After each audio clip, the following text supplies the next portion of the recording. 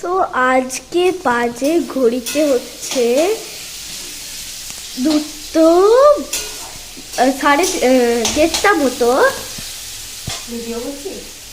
হ্যাঁ, 1:30 মতো। আর এখানে মা খুব দুঃখের সাথে রান্না করছে।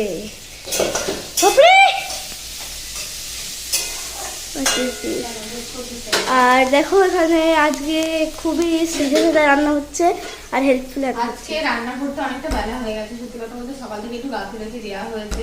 আর ভাবলাম কি রান্না করবো এখন প্রায় 2:30 বাজে। তো মিষ্টি কুমড়ো প্রেশারে ভাত চাপিয়ে দিলাম, অনেকটা বেলা হয়ে গেছে যেহেতু। আর একটু মিষ্টি কুমড়ো সর্ষে আর শুকনো লঙ্কা দিয়ে ফোড়নে মিষ্টি কুমড়ো ভাজাটা, এই যে মিষ্টি কুমড়ো ভাজাটা সিধারও ভীষণ পছন্দের, আমারও ভীষণ পছন্দের। তো খুবই ভালো লাগে এটা খেতে। এই মিষ্টি কুমড়ো ভাজা আর তার সাথে হচ্ছে একটু পটল দিয়ে, ভেন্ডি দিয়ে, বড়ি দিয়ে, আলু দিয়ে দিদা বললো মা একটা রসা মতো করো। ও ওটা খেতে পছন্দ করে, আমার মেয়ে তো যেহেতু সব রকম সবজি খায়। আর আজকে মানে সত্যি কথা বলতে আমার একটা মানে কি বলবো, মানে রান্না করতে একটুও ইচ্ছা করছে না। আমি স্নানও করলাম এই মাত্র আর কি, মানে এই মাত্র বলবো তাও স্নান করে পুজো করেছি মোটামুটি 1 ঘন্টা হয়ে গেছে। তারপরেও আজকে আমাদের বাড়ির কাছে যে একটা রেস্টুরেন্ট মানে হোটেল টাইপের ছিল, ওটার কথা খুব মনে পড়ছে। একদম হেঁটে গেলে 1 মিনিট রাস্তার উপরে বন্ধ হয়ে যেত, ভালোই সে হতো। ওটাই বলতো বেশি টাকা লাভ হতো বলে তা ওইটার কথা খুব মনে পড়ছে। আগে যখন বাপের বাড়ি থেকে বাড়ি আসতাম একদম নেমে এখানে খাওয়া দাওয়া করেই আসতাম। আর কোয়ালিটি 100 টাকায় খুব সুন্দর বিরিয়ানি। 100 টাকা না, 30 টাকায় হচ্ছে সবজি ভাত। সবজি ভাতের মধ্যে একটা ভাজা থাকতো, ডাল থাকতো, সবজি থাকতো, ভাত দিত, মানে আমাদের মতো মানুষের পুরো এনাফ একদম, তাই না বল? আর তার সাথে মাছ টাছ নিলে তো আলাদা 60 টাকা 70 টাকা। তো আজকে আমার মনে হচ্ছে যে আমি আর তিধা গিয়ে ওই 60 টাকা 30-60 টাকা আজকে গিয়ে খেয়ে আসতাম যদি হোটেলটা চালু থাকতো। বন্ধ হয়ে গেল, মনে হয় সেলিংটা অতটা হচ্ছিল না, তাই কোনো প্রবলেমের জন্য বন্ধ হয়ে গেছে। এত ভালো খাবার চোখগুলো দেখলেই মনে হচ্ছে না ঘুম ঘুম একটা ব্যাপার কাজ করছে আমার মধ্যে। ভাতে 3টে সিটি দেবো আর এই জাস্ট রসাটা করবো। এখন 3টে বাজে, এখন রান্না করছি। খাবো কি বাজায় 5টায়? তুমি তো পারছিস ওদিকে রান্নাটা করতে। আমি রান্না করে নিয়েছি।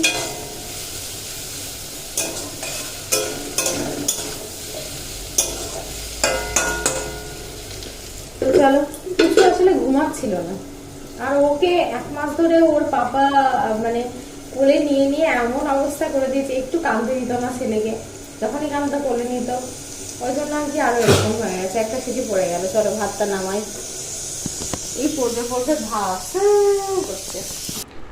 তো দিদিভাই শাক আর হচ্ছে তোমার ডাল দিয়ে গেছে দেখো। তো একটা একটা করতে করতে অনেক রকমই হয়ে গেছে, দুপুরে একদম থালা ভর্তি। তো চলো খাওয়া দাওয়া করে নিই দুপুরের। আর আজকে বেশিরভাগ ভিডিওটাই না ওই ভয়েস ওভার দেবো না, রিয়েল ভয়েসেই আর কি আজকে ভিডিওটা পোস্ট করবো। এখানে দেখো একটু কুমড়ো আর মুসুরির ডাল সেদ্ধ করছি, সোনা পাপাকে খাওয়াবো সেমি সলিড আর কি আজকে থেকে। দেখো আজকে আমাদের সোনা পাপা সেমি সলিড ফুড খাচ্ছে, তাই তো পাপা? আর এই গলার এইটা নিয়ে এতক্ষণ ধরে টানাটানি হচ্ছে, কোনো মাথায় গলায় রাখবে না, এটা খেয়ে দেবে। দেখো খাবার দিয়ে হচ্ছে না, গলা এখন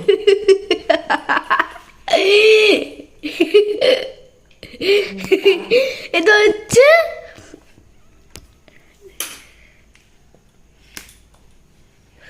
ওয়ার্ক উইথ এগুলো দিদুন।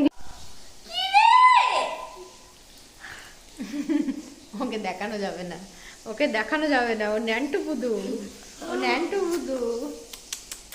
নে ধর ধর ধর।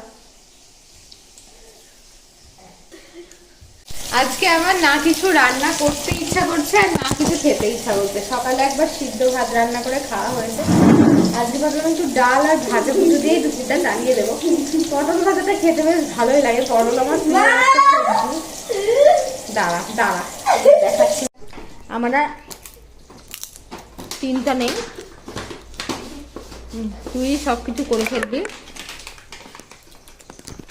তো পুজোর যেহেতু তোমরা জানো যে ওর মানে জল বাই চান্স যদি জল চলে যায় না, দেখো কোটোর ভিতরে কত জল আছে সব নষ্ট হয়ে যাবে। দেখো জল কত, দেখো দেখে এগুলো অনেক দিনের, ঠিক আছে? এই দেখো ভিতর ভিতরে কত জল আছে, তুমি কিন্তু ভালো করে মুছতে পারো না, আগে ভালো করে মোছো। আমার খুব প্রিয় আর পছন্দের রেসিপিগুলোর মধ্যে একটা হচ্ছে পটল সর্ষে। তো আগে একদমই ভালো লাগতো না, কারণ ঠিকঠাকভাবে রান্না করতে পারতাম না। পেঁয়াজ, কাঁচা লঙ্কা, টমেটো ভালো করে পেস্ট করে নিয়ে মশলার সাথে ভালো করে কষিয়ে নিয়ে তারপরে যদি তোমরা সর্ষে পোস্ত বাটাটাকে অ্যাড করো, দিয়ে পটলটাকে ভালো করে ভেজে নিয়ে আর কি এইভাবেই নাড়তে হয়। আমি আজকে পটলটা আলাদা করে ভাজা করে ফেলেছিলাম। মেনুতে আছে হচ্ছে সর্ষে পটল, এটা দিদার ভীষণ ফেভারিট।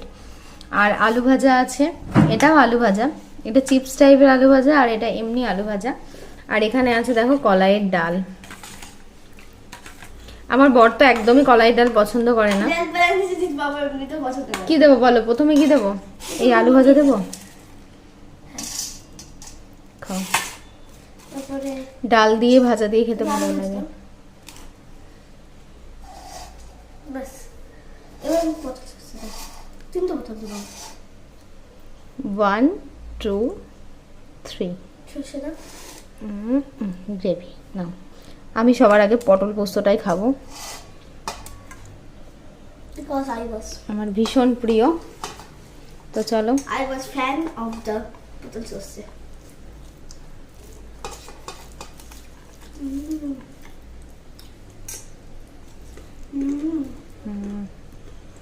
এটা দিয়ে আমার সব ভাত খাওয়া হয়ে যাবে আজকে।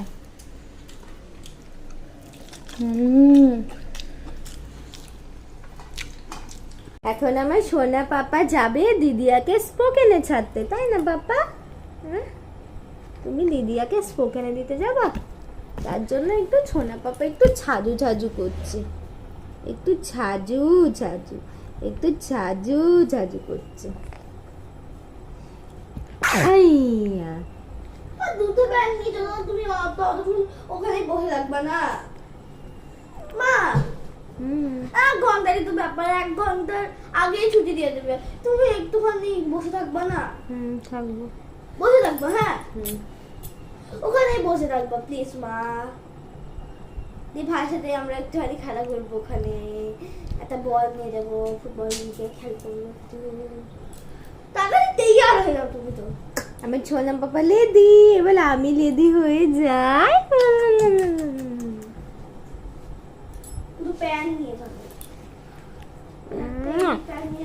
বর না থাকা যে কতটা কষ্টের একমাত্র যাদের বর থাকে না তারাই বোঝে। 1 মাস ছিল, সত্যি কথা বলতে পুরো মনে হচ্ছে না আমি একদম অকর্মণ্য হয়ে গেছি। হ্যাঁ, সংসারের কাজকর্ম সব আমিই করতাম, এটা ঠিক আছে, কিন্তু বাজার করা, মেয়েকে টিউশন দিয়ে আসা নিয়ে আসা, স্পোকেনে দিয়ে আসা নিয়ে আসা, সবসময় ছেলেকে দেখা, ছেলের কেয়ারিং করা, ছেলেকে স্নান করানো, ছেলেকে ঘুম পাড়ানো, মানে একটা মায়ের কাছে না এটা বিশাল বড় একটা ব্যাপার। যে ওই অনেকে বলে না সংসারের সব কাজ তো আমিই করি, কিন্তু ছেলে ধরার যদি একটা লোক থাকতো তাহলে সেই মারা বোঝে যে কাজ যেন মনে হয় অর্ধেক কমে গেল। আর ত্রিধা দেখো আগে আগে ভাইকে নিয়ে দৌড়াচ্ছে। আমি বলছি এই ত্রিধা পারবি না বাবা, আর ও হয়ে গেল, ওই দেখো চলে যাচ্ছে ভাইকে নিয়ে আগে আগে।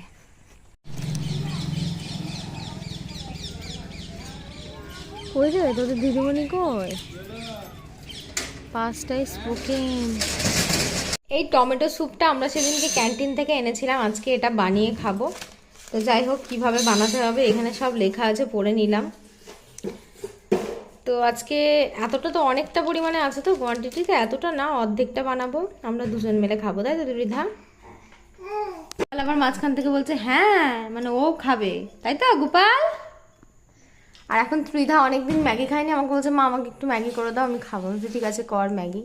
আবার এইটা নিয়ে চলে আসলি জল মাপার জন্য। কালকে হচ্ছে আমার মেয়ের রেজাল্ট দেবে, আর আজকে না আমার শরীরটা সত্যি ভীষণ খারাপ। আমার শরীরটা মানে খারাপ হয় না, আর হলে আর আমার কিছু করতে ইচ্ছা করে না। আর আমার মেয়ে যেমনভাবে পেরেছে মায়ের শরীর খারাপ, ও ঠিক তেমনভাবে নোংরা করেছে, মানে কি বলবো, কিছু বলার নেই। জাস্ট তোমাদেরকে একবার দেখাই, কালকে সকাল 7:30 থেকে 9টা পর্যন্ত রেজাল্ট দেবে, মানে বুঝতে পারছো অনেকটা সকাল। 9টা পর্যন্ত দেবে, মানে মোটামুটি 8:30টাতে আমাকে যেতেই হবে, মানে বাড়ি থেকে 8:30টার মধ্যে আমাকে বেরোতেই হবে। তো এইগুলো তো না গুছিয়ে রেখে গেলে কালকে কি অবস্থা হবে। ছেলে মাত্র ঘুমালো, তোমাদেরকে আমি একবার দেখাই জাস্ট আমাদের ঘরের অবস্থাটা কি।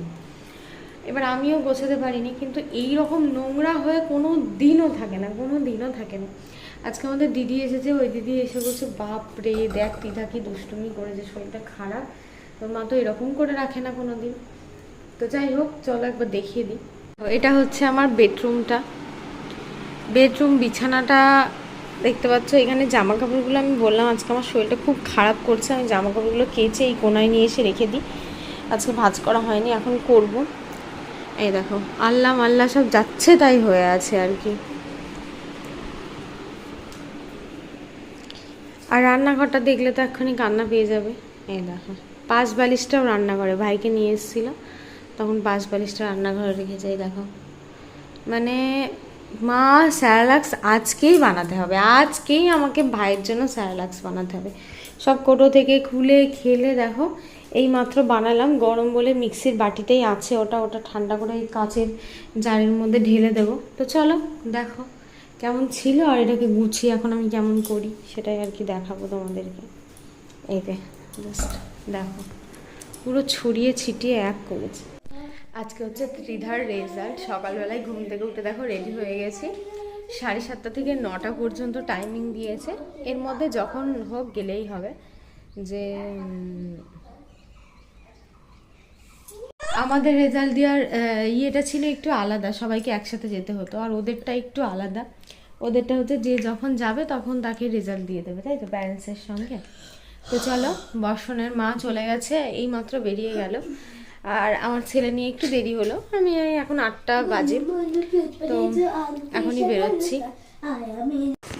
বাড়ি থেকে বেরিয়ে পড়েছি, আর প্রচণ্ড পরিমাণে মাথার যন্ত্রণা করছিল আমার, তো সেই কারণেই আর কি শরীরটা একদমই ভালো লাগছিল না।